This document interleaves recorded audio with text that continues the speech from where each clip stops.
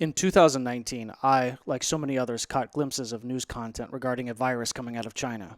I, like so many others, didn't really pay much attention, thinking that a virus would never find its way to our shores. I shared memes of people pouring Corona beer down the drain and laughed at the foolishness of it all. But then the novel COVID virus did show up here and began tearing apart the very foundation of our lives. This, for many, came in the form of our kids' school. I watched as my daughter's school district scrambled to come up with solutions to end out the school year. This came in the form of distance learning, Zoom-based education for a kindergartner. We did close out the school year, happy to put the failed experiment of distance learning behind us, excited for things to return to normal as we got ahead of the novel coronavirus and flattened the curve. The summer came and went in a mask-covered haze. With no clear end or any viable solution to COVID, many schools turned back to distance learning. Chromebooks were issued, months' worth of assignments were handed out in neat little packets, and we all sat back, hoping for the best but secretly acknowledging that 20 kids in a Zoom call could only end one way. Here at Single Parents Daily, we've received thousands of messages from parents at their wits' end. First of all, know that you're not alone, that we are all struggling together. Second, know that there are solutions.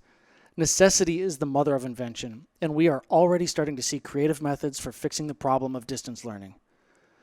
Let's be honest, friends. Zoom stock has risen sharply in the wake of COVID. While I'm not a stock analyst, it doesn't take a genius to figure out that their stock increase is our children's loss. PE should never be done through Zoom, and we as parents should not even entertain that idea. With that in mind, I'm excited to introduce you to Dr. Nicole Beurkens. As a licensed clinical psychologist with advanced degrees in psychology, education, and nutrition, Dr. Beurkens is the world's leading holistic child psychologist.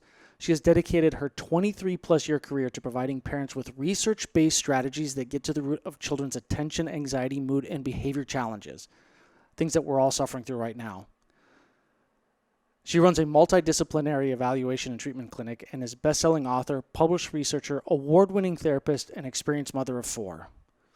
All right, ladies and gentlemen, welcome back to another edition of the Single Parents Daily podcast with your host, Evan DeMarco. Chadi's actually on vacation for her birthday, so we all wish her a happy birthday.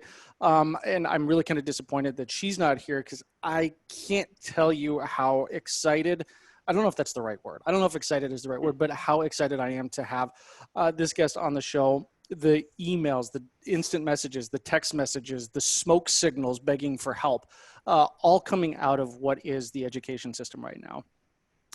Some people are distance learning, some people are hybrid, some people are in class, but right now what we're finding is that the education system is not what it needs to be through no fault of the teachers, through no fault of administration. We're just left as parents dealing with a headache and we have no idea what we're doing. I think by and large, the general sentiment is we all feel like we're drowning. And so with that in mind, we invited Dr. Nicole Beurkens on the show. I'm going to have her introduce herself. This is definitely in her wheelhouse. So I know that I'm going to just kind of be reiterating a lot of the questions that I've gotten from our followers.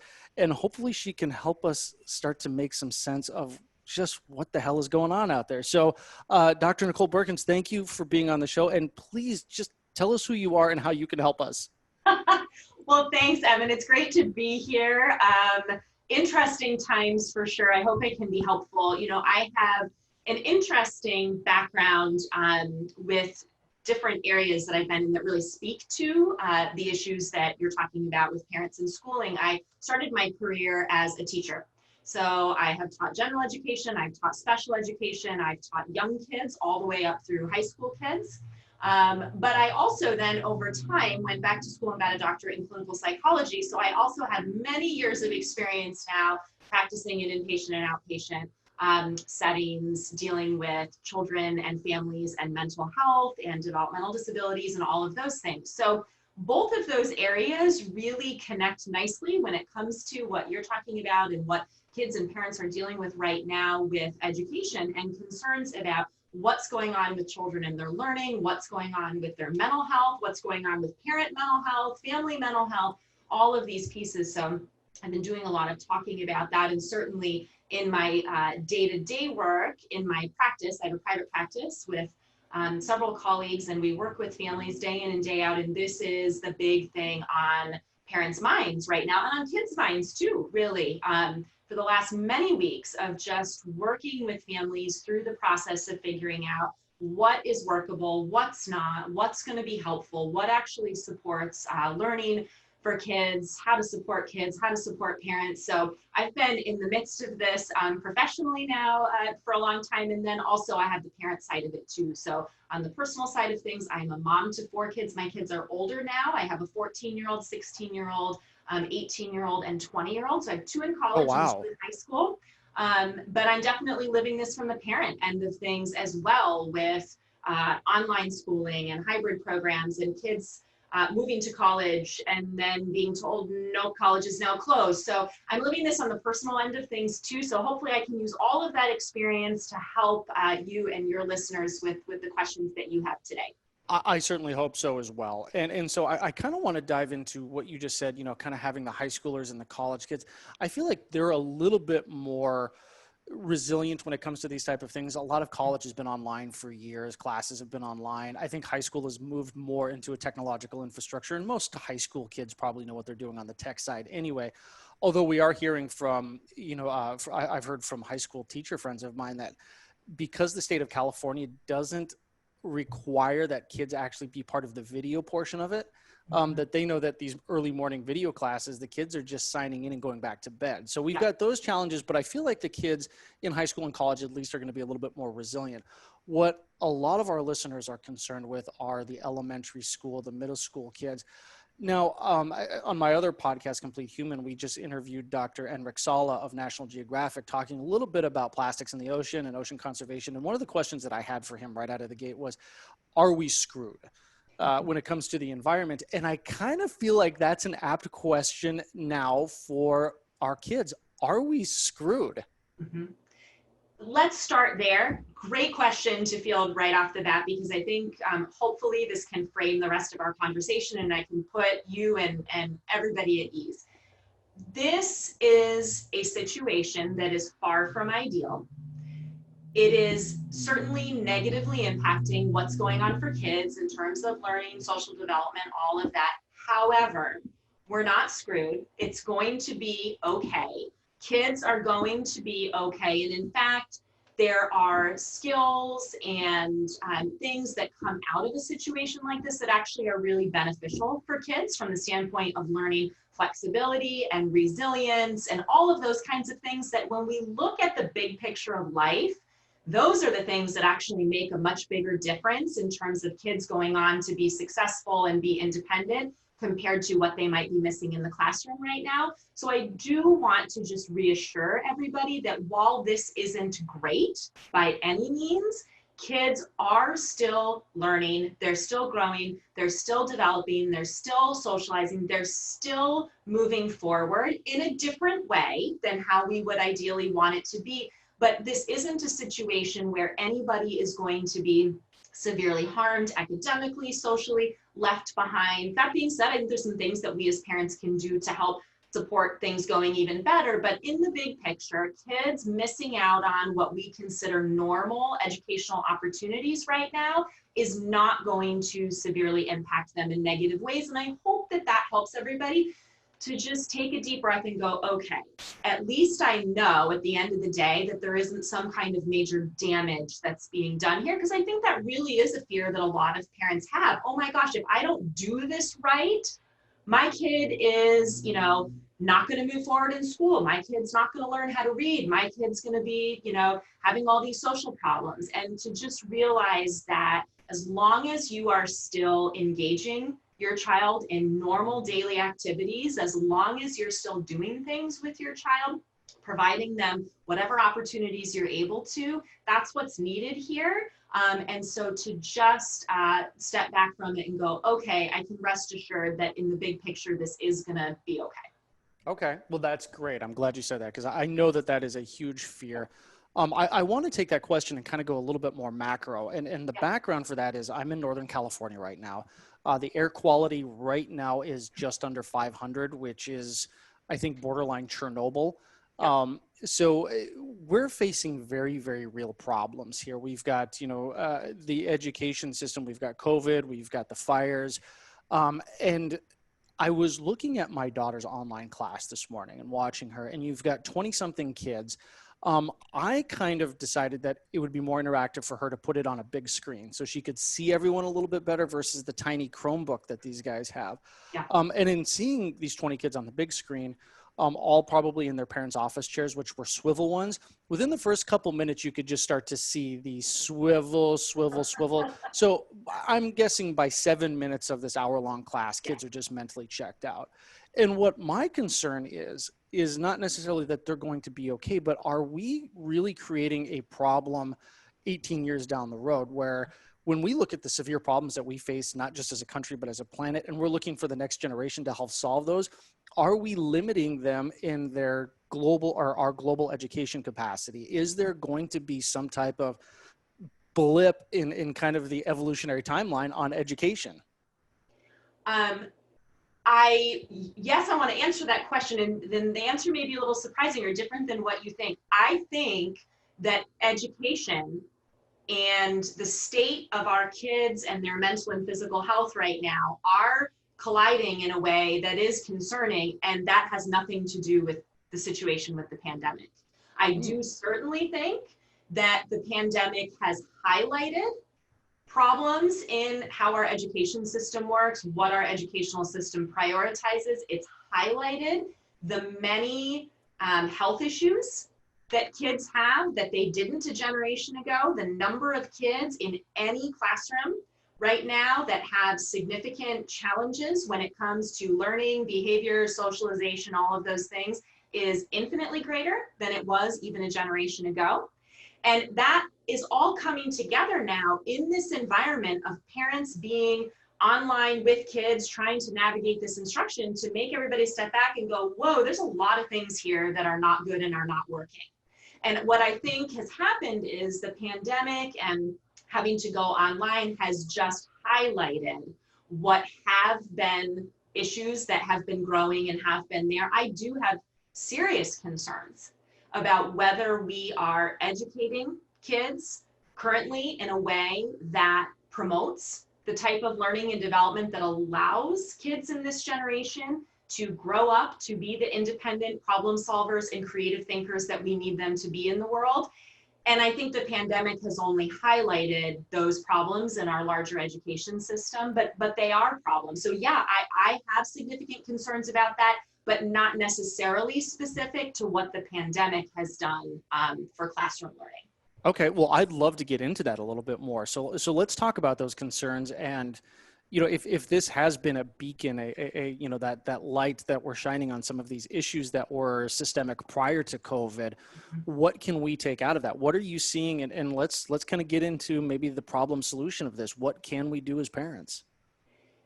It's great. I love that you're willing to go there and have this conversation, because so many people don't want to have the conversation. They want to have the conversation about, but what can I do to, help my kid get through 7 hours of online learning when it's not appropriate for them? How do I make my first grader sit there for 7 hours a day? The answer is you don't. It's not appropriate. But I love that we're having this bigger conversation because it's important, and a lot of parents are becoming more aware through this pandemic situation of what really is going on in classrooms and in school systems, and some are going to permanently opt out. They're going to say, you know what, this isn't just about my kid having to attend school online. This is about the bigger picture of what I actually want my child learning. And I want to be clear, as someone who has come from the education system, I harbor no ill will towards teachers, towards administrators. People in our school systems, by and large, are doing the best they can with the system that we have. But They what were has just never equipped to deal with this. That's exactly right. That's exactly right. And what we have had over the last 20 years in particular is a real shift away from developmentally focused, developmentally appropriate instruction and learning goals towards test taking skills, towards teaching to test, towards rote learning outcomes. And when we focus our attention now from the preschool levels on up through high school on teaching to tests, on memorizing and regurgitating facts, on starting academic instruction younger and younger, even when it's developmentally inappropriate for kids, and pushing that all the way through, what we end up with are kids who have learned how to go through the motions of school. They have learned how to memorize things. They have learned how to regurgitate things. They have learned how to get through the hoops of taking tests and doing school, but they have not learned how to be critical thinkers. They have not learned how to be problem solvers. They have not learned how to be innovators, how to be collaborators, how to be curious and engage with the world around them and with content in a way that really fuels the kind of brain growth and development that we need them to have to go on and be independent and really successful in terms of tackling and addressing some of the big things that need to be addressed in the world. And that's not the kids' fault. And it's not the parents' fault. It's not individual teachers or school fault. It's the fault of the entire system. And we're all complicit in it because we've allowed this to go on, whether it's through the people that we've elected or the people that they've appointed, or just being complacent and thinking, well, my kid's going to school, so that's good, it's okay. We've allowed this shift to happen. And what we're waking up to now in a big way globally, but we'll talk about particularly for the US, what the pandemic has highlighted is, whoa, is this really what's going on in classrooms? Is this really what school is? Is this really what my kid is being expected to do? And parents are going, wow, I'm having a hard time sitting through this. I'm having a hard time finding meaning in this. I'm struggling to see how this is really going to benefit my child. And it's a conversation we need to have because unfortunately, what schools have become is this churning out of kids who go through the motions, who check the boxes, who meet the objectives, and who know how to play the game of school. But there's way more that most of us want for our kids in terms of true learning, true development as human beings. And that piece is massively lacking in what education is, at least in the United States currently.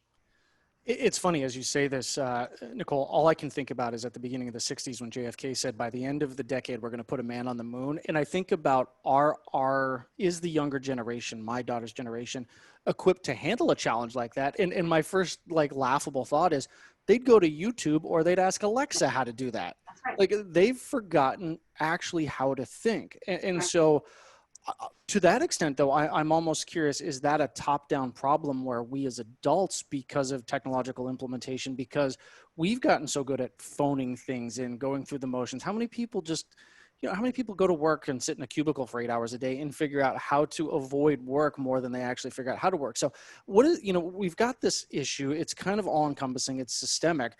It's clearly a problem. What the hell do we do about it?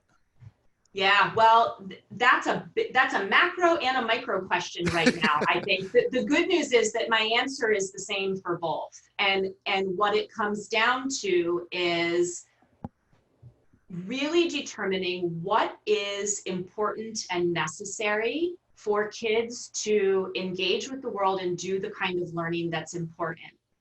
And if that's going on in the school situation that your child is currently in, fantastic. If what's being taught and how it's being taught aligns with what your goals and visions are for what education should be for your child and where they want to end up, great. But a lot of parents are recognizing that there's a big mismatch there. And so whether it's on the micro level of what do I do right now with my first grader who's supposed to sit in front of this screen and I don't feel like this is learning and she's not engaged, or this is distressing for him, or this just isn't working. Or we look at it in the macro way of what do we do in the big picture of the educational system just seems broken. The answer is we look at what we need to do differently on a family level.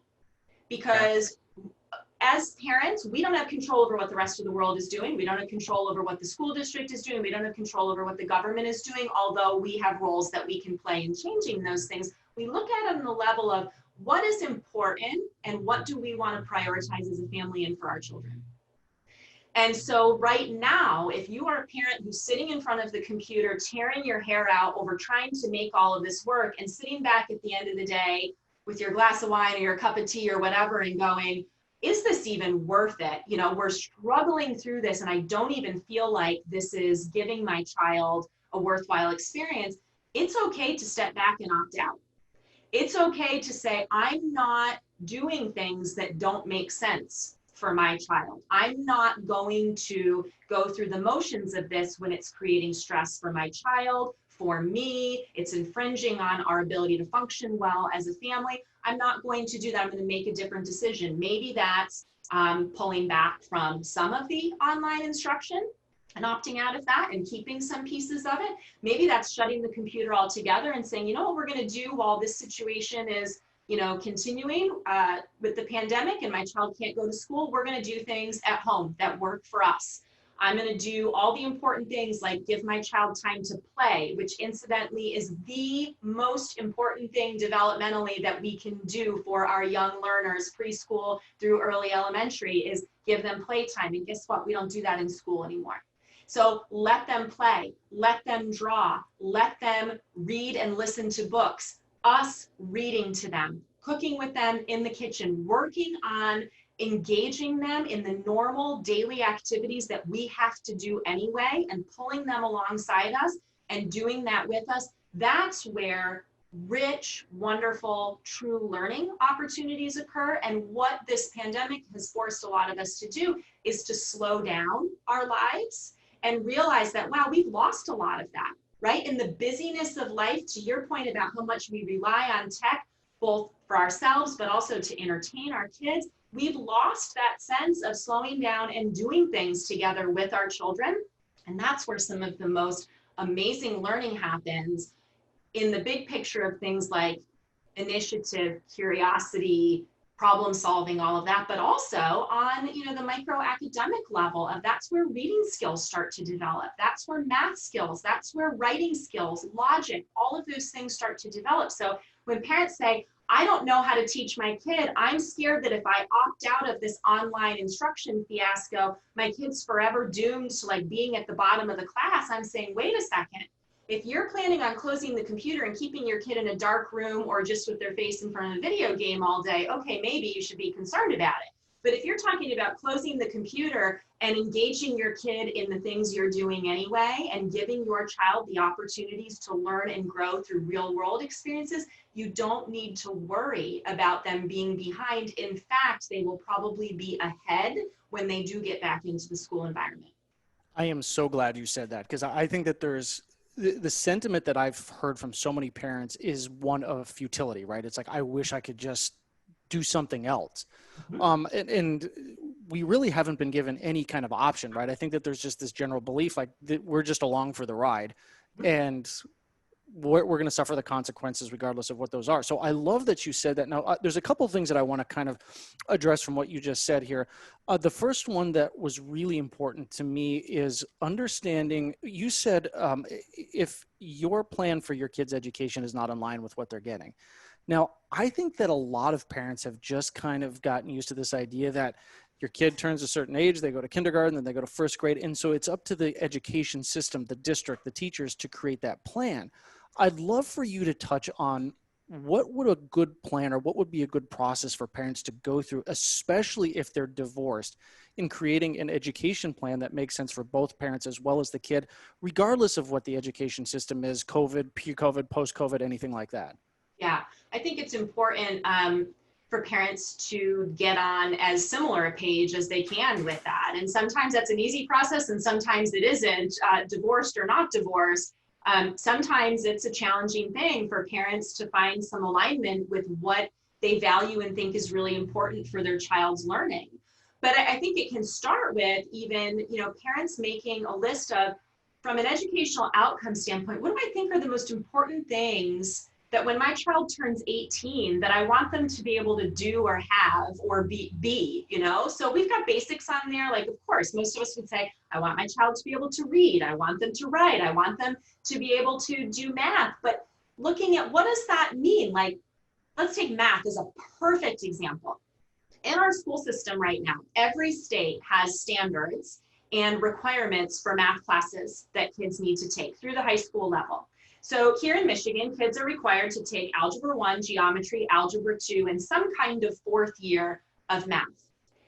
Nowhere in that process are we making sure that kids know how to do math and think about math in ways that support independence in adulthood in terms of finances, in terms of basic life management, right? So we have kids at our clinic, and I see this all the time, who they have graduated, they have a state endorsed diploma, you look at their transcript and oh my gosh, they took these algebra classes, they even took pre-calculus.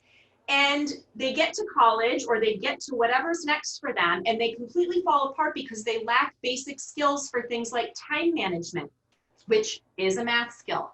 They lack the basics of financial management. They don't understand things about money. They can't calculate or do basic things in their life. That is a huge problem. And that's just a great example, I think, of where we're really missing the mark with how we have education structured right now. And, you know, when I was in school, and I'm not that old, when I was in school, we still took at the middle school level things like shop class, home economics. We took classes like that. Those have been removed from most school systems at this point because we're more focused on get these other higher level academic classes in there. Well, let's look at the number of young adults I see who come in and have absolutely zero skills for being able to do basic cooking for themselves. Can't tell you the number of 20-something-year-olds I've had to stand in the kitchen at my clinic and show them how to boil a pot of water so that they can make some noodles. They've never done it. So not only are we not teaching that in school, but at home, we've got an issue where parents have stepped back from all this and just gone, I don't know, like the magic life skills fairy is going to come down and make sure that my kid knows these things. No, they're not.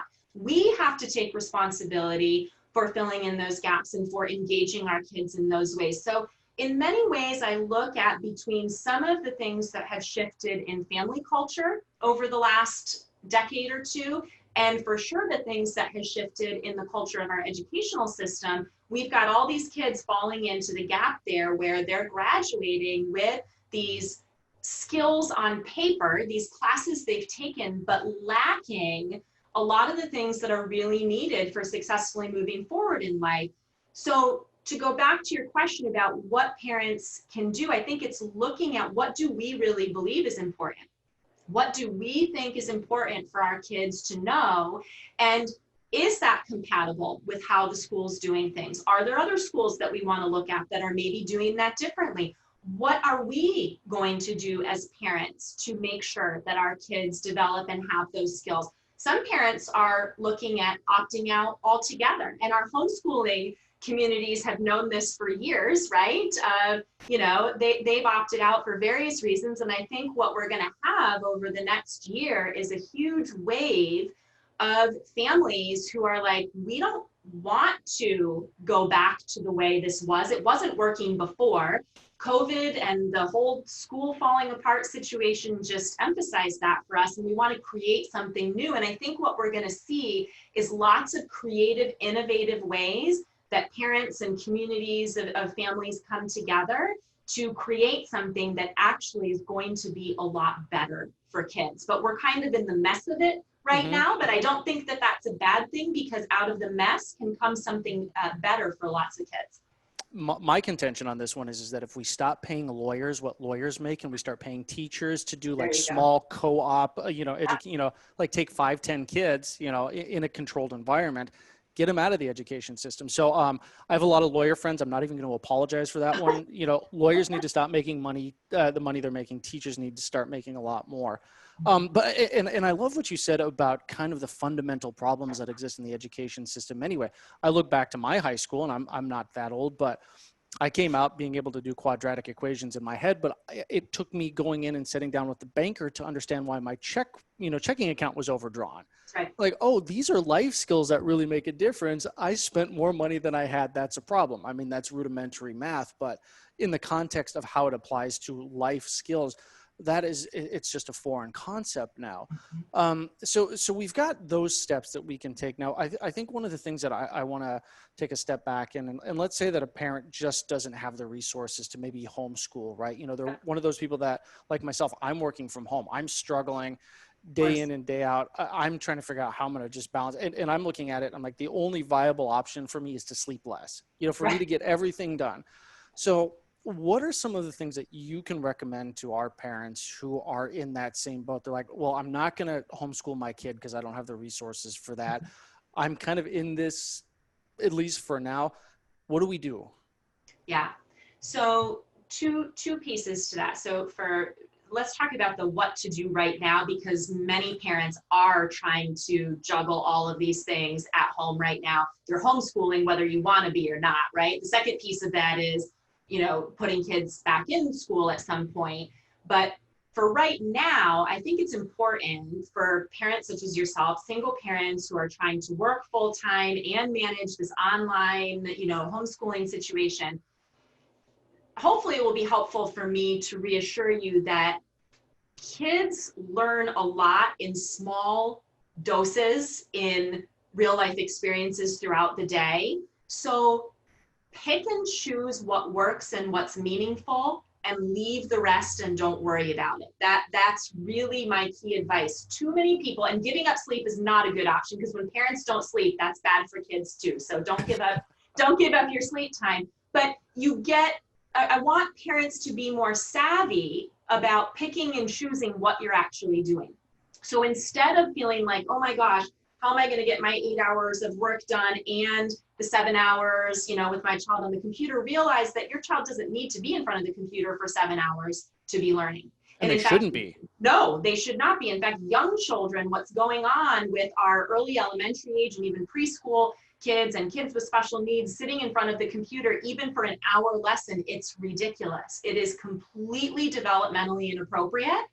And kids would be better off reading a book and talking about it with their parent for 10 minutes than struggling to sit in front of whatever that Zoom lesson is for an hour. So I want to encourage your listeners to get smarter about how you use your time. It's perfectly fine to have portions of the day where you're going to focus on maybe some of the online learning or some of the academic things, or sitting down and reading with your child, or doing a writing assignment, or whatever it's going to be. And it is also perfectly fine to have periods of the day where you are focusing on your work and your child is in their room doing pretend play, or doing, an educational game or something on the computer, doing puzzles, making an art project, riding their bike outside. All of those things are critically important for supporting brain health, brain development, and learning. So I think so many parents have framed this in their mind that if the kid's not in front of the lesson on the computer or being directly engaged by an adult working on something academic, that they're not doing enough with school. And what I want to encourage people to do is to reframe that for yourselves. Actually, a lot of the time that's spent churning away at that is not real productive. And the time that your kids are spending engaged in real world, real life activities, movement, creative pursuits, everyday life activities, that's where a lot of the rich, real learning is happening. And hopefully that reframe helps people go, oh, suddenly I feel like I can think about how this can work in a way that meets all of our needs instead of feeling strapped to this computer and these lessons. Great points. And thank you so much for that. And as you were saying that, it got me thinking about a couple of things. One of the things that I've lectured on for years is how detrimental our devices are, from the blue light activation, from sleep patterns, from, not really turning on the melatonin switch, keeping cortisol levels high. So I'm concerned that we're going to have an epidemic of sleep issues that come out of all of this, from all of this blue light activation. The other thing that I had this conversation yesterday with my ex, because we got the mandate from the district on e-learning for PE. And when I almost fell out of my chair laughing. And then I realized it wasn't a joke. Like, they were serious. There's actually 2 hours a week scheduled for digital learning for physical education. And I'm like, I don't even know what an analogy is like that. It's like, to me, it's like masturbating with both hands behind your back. Like, how do you even do it? And if you haven't listened to the show before, you'll know that I'm definitely out there. But this is I love what you're saying, and I think my takeaway from all of this is my takeaway yesterday was there's no way I'm putting my daughter in front of a digital learning platform for physical education. That's my job. We're health and wellness experts. We do the cooking, we do all of those things together. But now it's up to me to do physical education. One of the things that I'd like you to address is maybe not from a legal standpoint, but how can parents really go to their teachers, go to their school and say, hey, look, I'm not okay with this. I want to do part of it. I want to a la carte this, but I can't subject my kid to digital learning for physical education. What does that conversation look like? Is there any legal element that you know of, or is that a state by state piece? What can parents really do to try to take some of that control back in their kids' education without really creating major drama within their school environment? Great questions. Communication is key. Communication with your child's teacher, or if they're in special education, with their case manager or with the building administrator is another. Actually, like in the case of the PE, I would bring that to the principal or the building administrator, because remember, the teachers are just doing what they're being told to do. And I still have many friends and colleagues in the world of public and private education, and they're going, Nicole, we know this is insane. This is not how we want to be doing this. We are literally doing what we're being told to do. So I think that bringing that to administration and just being clear as parents, this is not something we're comfortable with. We're not going to be participating in that. Just wanted to let you know. And I think that sometimes there can be some collaboration on coming up with new ideas of, in the case of PE, I think the simple solution there is kids should be moving at home. That is a parent's responsibility. The reason school has had to take over some of these things is because as parents collectively, we have dropped the ball in a big way on basic health and wellness for our kids, not you and I and probably many of your listeners specifically, but collectively as parents, that's the case.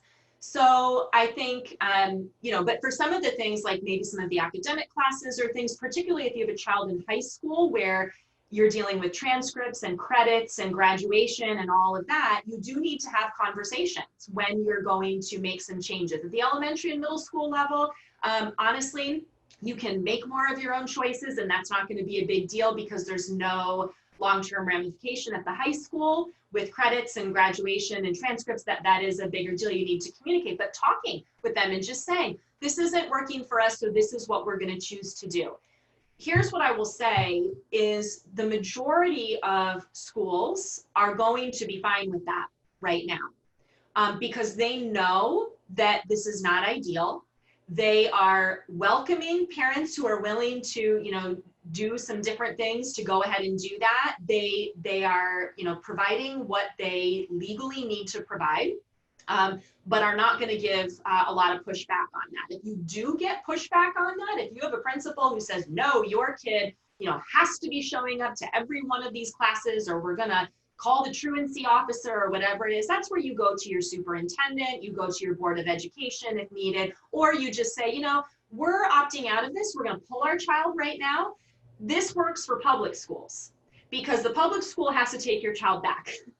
Now, it's a little trickier if you are in a private setting and you're worried about pulling your child out and will they be able to get a spot again, or if you're in a magnet school setting or some of the charters, things like that. That's where I'm encouraging to really have conversation and communication and try to come to a compromise to make it work.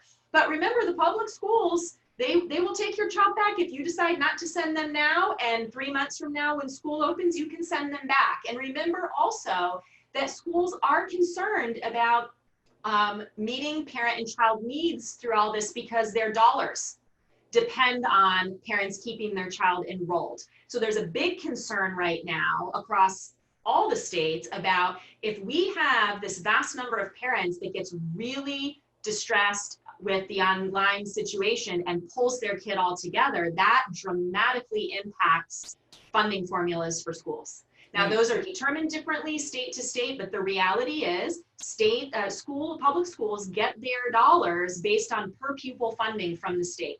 So for every kid that gets pulled when that count day comes along, and it's coming here, towards the end of September, early October, the fewer kids they have enrolled, the more financial problems they have, and our schools already have a ton of financial problems. So there is some motivation there, certainly, to work with families around how to keep them enrolled, how can we make this work better. So I'm encouraging parents, be the squeaky wheel, so that you can make your concerns known and come to a compromise that's going to work, but be in communication for sure. Great point. And one thing that I definitely want to encourage people based off of my own experience is it seems like Google Classrooms, whatever, they have these public forums. It's like chat rooms for parents, right? That's not the place to air your grievances. And what I'm seeing is it almost becomes like a political Facebook post where it's just people sounding off. Yeah. Let's not add fuel to the fire. If you've got those concerns, follow the proper chain of command. The principal, the superintendent, the administration, work that direction instead of making, let's not get together and work everybody up into a frenzy. Let's try to solve this collectively. Now, one thing that you talked about, I'm curious to see if you have any insights, is how is this going to impact college administration or college admission in the future? If all these people are now going homeschooling or they're doing this, like, what are colleges going to be looking at? Well, it's interesting. We're already seeing major shifts in that just with in the past several months, with kids not being able to take ACTs and SATs. So college is going, oh, okay, well, we're just not going to consider those then, and having to be a lot more flexible with that, which honestly, like I said, we're in the mess of this right now, but I think there is a lot of good that can come out of it because these systems have gotten stagnant and more irrelevant over time, yet they've persisted because it's the way these systems have always done it. And so this is shaking things up, and I think that can be a good thing. There's, I'm hearing colleges now, even in our area, saying, we're going to reevaluate how we use all of this data and information. And going forward, we may do admissions really differently. So that's a good thing, because what we've known about these standardized tests, for example, whether it's the standardized tests that kids take in high school that, have a determination of college entrance, or like the SATs, ACTs, they really have very little bearing on whether a student does well in college and in life anyway. So if this whole pandemic situation helps us scrap more of those, I am all for it, and that would be a great thing. But I think that colleges are going to look at things differently. And what's interesting is, and the homeschool community is kind of sitting back and laughing right now at the world, because they're like, you all are just now becoming aware of things we've always known. Like, homeschool kids have been going to college forever. And it's not a problem for them to get in. And colleges all have processes for how they determine, what a student has done in their homeschooling. There's lots of options for that. So parents who have had no exposure to that assume that there's no possible way that can be done. But the reality is that these ways have always existed. It's just outside the realm of what most parents have been aware of. So just to know that, hey, there's all kinds of options for this. There are kids, since the beginning of formalized schooling, who have been homeschooled and have gone on to all kinds of college setting, including the Ivy Leagues. Even the Ivy Leagues have processes for evaluating the transcript of a homeschooled student and determining admission. So I think maybe that helps put people at ease too, just that awareness that this actually isn't all that novel. There have been fewer people doing it all the way along, and maybe we're going to have more people taking this type of path, but the systems to navigate this have always been in place. That's encouraging. And it seems like, with the way that colleges are going right now, it's like first they're starting school, then they're not starting school. It's like, we don't know what the future holds. Which actually I think leads into my next question, right? I think there's this general hope, if not underlying desire, that things are going to get better, that COVID-19 is eventually going to go away. We're going to come up with a vaccine, and that's going to cure all of our problems. But this is really just shining a massive light on the problems that we have with an infrastructure and how quickly something like this could permeate our society. So what are some things that you're thinking about long-term, right? If COVID-19 becomes COVID-21, becomes COVID-23, if this system is irrevocably broken, how do we rebuild a system that allows for a continuity of education beyond what the current public education or even private education system is right now? Yeah, it's a great question. And I think you're right. This whole pandemic situation is highlighting infrastructure problems for us, at least, looking at the US across the board, education, healthcare, which really is illness care in this country, right? That's a whole other podcast right That's there. right. Our systems for how we feed children, looking at even how our education system has become a huge part of our social services system in this country, that we have children who don't eat if the schools aren't open. We have children who don't receive basic medical care if the schools aren't open. Many people prior to this were completely unaware to the extent to which our educational system is, has taken on the burden of doing all of those things. And so it's highlighting that this is not sustainable, and that a lot of how we've been doing education, again, we've continued doing things, well, the way they've always been done, whether or not it's relevant for the current time that we're in, the current place that we're in globally with technology. Like we've continued just sort of plodding along, and this is blowing all of that up. And so what I would love to see come out of this is an overhaul of our understanding of what does it mean to educate a child? What does learning truly mean? How have we deviated from that? Where have our focuses gotten really siloed in education on things like test scores and state level outcomes and these kinds of things? And where do we need to really broaden out and take a look at resetting with a lot of this stuff, and looking at more creative ways to utilize technology in meaningful ways? We've done this 180, right? This like crazy thing in the last 6 months of going from total in-person instruction to 100% virtual, and we're like, oh, neither of these works. Well, how do we meaningfully embed technology into the curriculum? How do we utilize communities? How do we utilize learning that happens outside the walls of school to support kids' learning? How do we bring families into that process? How do we support the competencies of parents and families to engage kids and support learning outcomes, instead of just relegating that to what's going on in school? So all of these pieces that are being forced right now that have the potential to really shift some things. And it's worth saying that there are schools in communities throughout the country that have been looking at this stuff and doing some really amazing, innovative things over the last 5 years, 10 years, 15 years.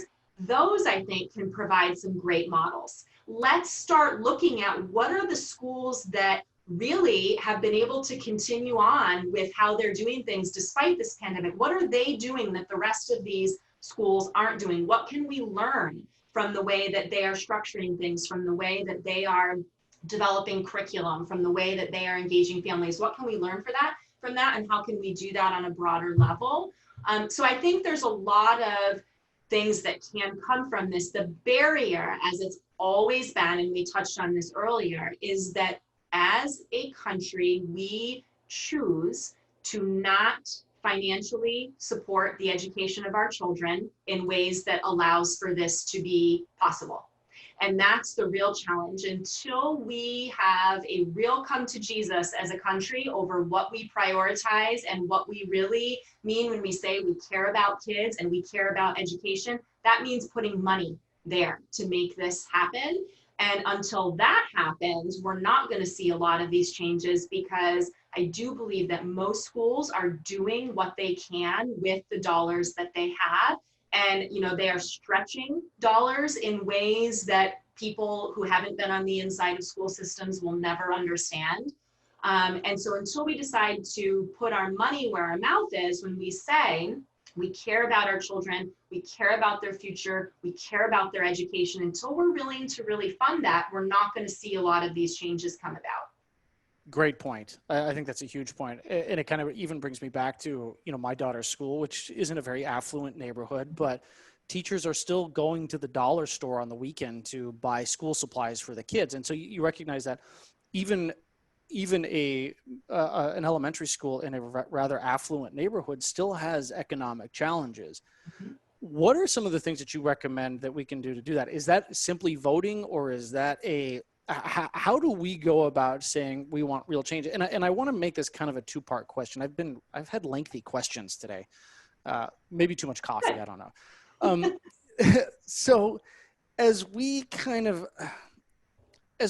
hope to get back to normal, whether we do or not, is there a place where we should feel comfortable sending our kids back into, shall we say, the lion's den, knowing that, maybe we can support them, maybe that and I say that knowing that a lot of parents I've spoken with are saying, I was really looking forward to sending my kid back to Yeah. school, if only because it gave me the 7 hours to work, or it gave me the 7 hours to have a life. So where do we start to balance the risk reward in all of this? How do we support the schools? And then how do we get to a place where we feel comfortable going back to the school? Is it like China, where temperature, everybody's got a mask, you're sanitizing like you're scrubbing in for surgery? Like, what are the solutions?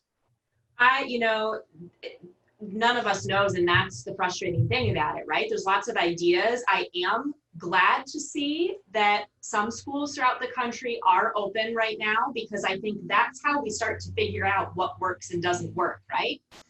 We can't figure that out in a vacuum. And so everybody just staying home permanently doesn't help us to figure out what's going to work and what's not going to work.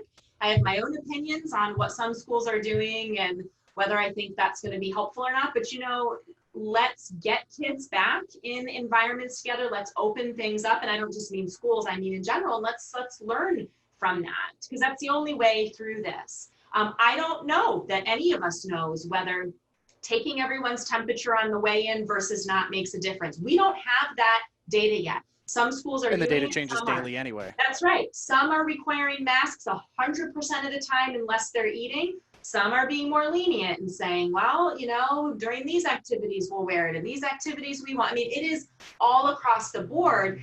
And this is, again, where educators and school districts have been left, by and large, hanging out there on their own to figure this out. There has been no national support or even state level support in many cases for saying, here's how we're going to do things, which is why, we have families in our clinic where one child maybe goes to one district and another to another district, and they are two completely different plans, and they're both, within the same 10-mile radius. Crazy. So we don't know the answers to these things. I think we need to stay flexible. I think what it comes down to is families on an individual basis deciding what their priorities and risk, factors are, and making decisions that make sense for them. There is no one size fits all for anything for kids with education, and certainly not when we consider the factors of being in a pandemic. So I'm encouraging parents to look a lot less at what other people around you are doing and look inward at what is going to make sense and work for us. If you're a single parent and you are trying to work to support yourself and your child, and your school is allowing kids to come in with masks or whatever it might be, and you don't have someone who's immune compromised or elderly living at home, you may very well decide, what's best for my child and for me is for my child to go back into school right now. And that's the right decision for you and your child at that moment in time. And another family with different contexts may come to the decision that what's best is to keep our kids home and to do the online option or to homeschool. And that's the right decision for them at that moment in time. And so we need to stop, I think, with this entire thing looking at what's the right or the wrong way to do this, and realize that what's right is within the context of your specific child and parent and family needs. And as long as you are prioritizing those and making decisions based on that, you are making the right decision. Great point. Great point. And I think to that extent, it's not what's right or wrong, as you just said. It's what can we learn from this opportunity. That's right. I was actually my daughter was working on diving yesterday in the pool, and every time she'd come up, she's like, I did this wrong. I'm like, let's stop looking at that. Like, come up and say, like, what did you do right? And then what did you learn from that? It's kind of the reframing process of how do we support this. Are there some resources that you recommend, either, working with you directly, or places that parents can go if they're really interested in pulling out of the digital learning, the distance learning, and going homeschool? Where can parents really find those resources to help them make that decision? There are so many great resources available. And again, many parents aren't aware because they've never even considered this, right? But there's lots of resources online. Every state that I'm aware of has a homeschool association that has a website with local chapters and resources that you can tap into. There are all kinds of curriculum resources online. Remember, homeschooling can look a lot of different ways now with the technology that we have. 10 years ago, 20 years ago, homeschooling meant you figured out your own curriculum and you did it all yourself. Now, homeschooling can look like signing up for some virtual classes online, but doing it on your own schedule, right? So homeschool, there's lots of different avenues and ways that can look.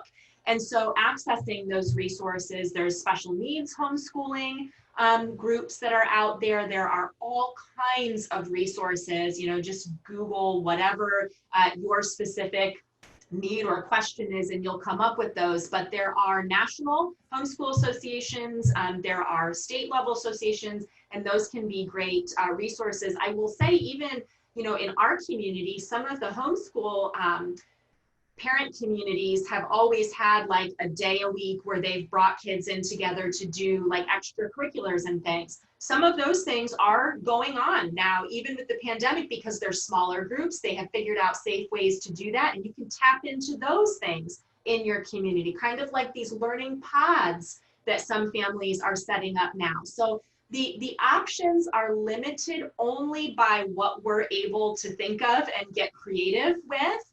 But to just know that there is a whole world of resources out there online and in your local community to help you with that. And once you start looking, you'll go, I didn't even know this whole world of information and resources existed, but it's there. So that brings up something interesting. And I look historically at some of the big problems that we've solved, and it's typically the private sector over the public sector that solves problems. They come up with the ingenious solutions to these. I think by and large, we can always look at government or the public sector as a great catalyst for cocking things up. And so my concern is I think that you're going to see this epidemic of people pulling their kids out of public school. We're going to see the defunding of public schools, and then there's really going to be it would appear, if we kind of look at the crystal ball, a very distinct line between good education in the private sector or homeschool versus what's left in the public sector. And is there any concern in what you're seeing that we could really create a dissolution of classes, within education, where now we've got a very low class or lower income family, having to suffer through public school because the private sector is the one that's figured it out and ultimately taken all of the cash out of the public schooling system? That's already here.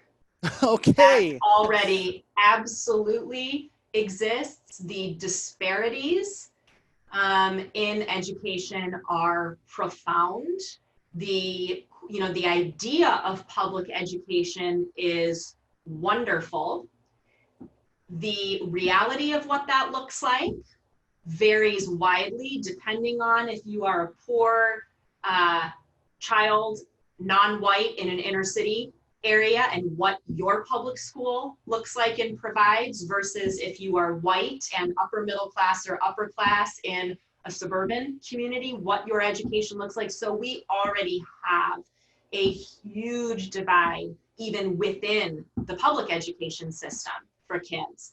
And we're seeing more of this divide between public and private with the evolution of charter schools, which are public schools that in many ways are allowed to operate like private schools and primarily do not serve the needs of kids with special needs who come from low socioeconomic backgrounds, minority backgrounds, those kinds of things. Certainly we've seen private schools, and in some states, private schools are allowed to access public funding, and that creates disparity. So we already have an educational system in this country that is very much about the haves and the have-nots. So do I think that this current situation can continue to further that divide? Yeah, it's a distinct possibility. And that may need to be what happens to blow the system up for us to start over and create something that works better for all kids. I don't know the answer to that, but the problem is here and it's been here, and I don't know what fixes it short of something really major happening. And maybe this is it. Maybe this is the catalyst for that. Well, let's hope so. I think that, education is still kind of, I look at life, liberty, and the pursuit of happiness, but I think education is an important part of that. I think as parents, we want the best education for our kids, regardless of whether we're single, married, it doesn't matter. It's education, a healthy education system where they can learn, they can socialize, they can grow, and they can hopefully grow into being well-adjusted, happy, successful individuals that aren't assholes. Because I think that's the goal, should be the goal for all of us. So this is a fascinating topic where I think we've learned so much just in the last hour as far as tips and tricks, things that, good tools that every parent can add to their toolbox to really help them through this process. But it sounds kind of like with COVID, it's what's going to happen today is the mentality. Mm-hmm. Yeah, absolutely. And the number one thing that you say, well, regardless of what other things we might have on the list educationally that we think are important, academics and whatever, right now, the main educational outcomes we have are kids learning and enhancing their ability to be flexible, to be able to be problem solvers, to be able to be resilient. And if we focus on those as the goals, boy, we are meeting those every day throughout all this. That's good. That's good. And that actually, you speak of resilience. I want to bring up one quick thing before we sign off. I actually saw a clinical research study that was done on T-cell activation for kids who are obese. And what they found is kids that were obese, even if they lost weight later on in life, they had less reactive T cells, which meant that they had less memory cells to fight viral loads, kind of like this. So as we talk about brain-derived neurotropic factors, something I talk a lot about, as we talk about, fighting off this virus or making sure that our kids are resilient to these type of things in the future, that brings me to my conclusion is that online physical education is a joke. Get your kids out there and play with them. Make sure you're getting in your play time. I was used to laugh. I applauded Michelle Obama's Play 60 thing just because it was a step in the right direction, but it's kind of like the 10,000 steps. Like, it's laughable, right? It's a step in the right direction, but that's not a healthy life. So parents, make sure you're getting your kids out there, being active. Health and wellness is so important right now. The junk food's got to go if they're going to have the appropriate brain growth, brain development. The physical education has to be part of something that we're taking in as parents. Above and beyond that, Doc, thank you so much. I know that you have a ton of resources online. I'd love to direct people to you. So if they have follow-up questions or if they want to engage with you, that you can. So where can people find you? Sure. So the best website to go to is drbeurkens.com, DRBEURKENS.com. I have lots of videos, handouts, articles, all kinds of things there that people can use. And then I'm on Instagram and Facebook too, so they can find me there. I'm doing a lot more videos these days around the school stuff and all of that. So people can find me there, and always happy to engage in conversation, answer questions, all that. And we'll put all that information in the show notes for you guys. I have a feeling that you might get blown up after this podcast drops. Dr. Nicole Beurkens, thank you so very much for taking the time. This information is invaluable, and I know that we're going to have a ton of this. So if you'd be willing, we'd love to have you back as a follow-up, because I know there's going to be 1,000 more questions that come out of this one. Absolutely. Happy to do it and happy to help. Thanks so much for having me. My pleasure. Thanks, guys. All right. Well, thank you for tuning in to another edition of Single Parent Daily Podcast with your host, not Chuddy Dunmore, because she's gone again. So just Evan DeMarco. This has been an incredible podcast. I think so many of you guys have, reached out asking for questions about what to do in the digital learning, distance learning space. I think we've just got some incredible information from Dr. Beurkens here. So make sure you share this one. I know that every parent out there is struggling with this one, or the parents that are struggling with this one need this information. So we'd be more than appreciative if you shared this with the people out there that you know are in the same boat. And until next week, thanks for tuning in.